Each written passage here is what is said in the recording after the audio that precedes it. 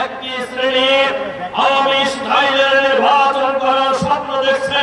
বাংলাদেশের মাটিতে আওয়ামী স্টাইলের কোন নির্বাচন বাংলাদেশের জনগণ আর হতে দেবে না ইনশাআল্লাহ।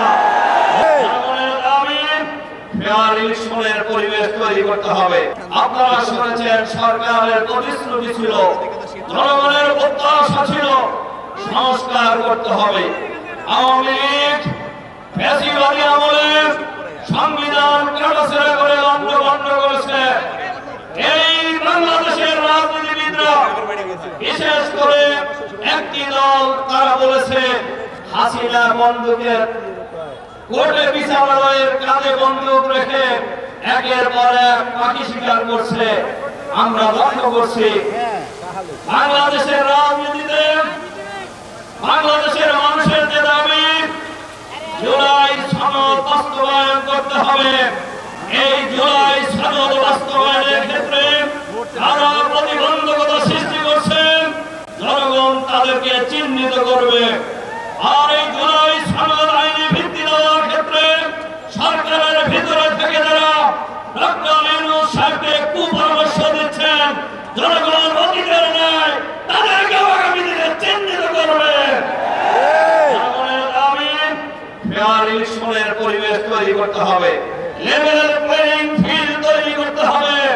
সরকার যদি এক্ষেত্রে দুর্বলতার পরিচয় দেয়, একটি শ্রেণীর আওয়ামী স্টাইলের নির্বাচন করার স্বপ্ন দেখছে, আমরা সরকারকেও বলবো তাদেরকেও বলবো বাংলাদেশের মাটিতে আওয়ামী স্টাইলের কোন নির্বাচন বাংলাদেশের জনগণ আর হতে দেবে না ইনশাআল্লাহ।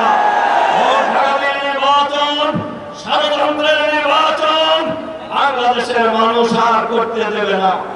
আমরা সরকারকে বলি, পরিষ্কার ভাবে বলতে চাই, এখনো লেভেল প্লেইং ফিল্ড তৈরি হয় নাই।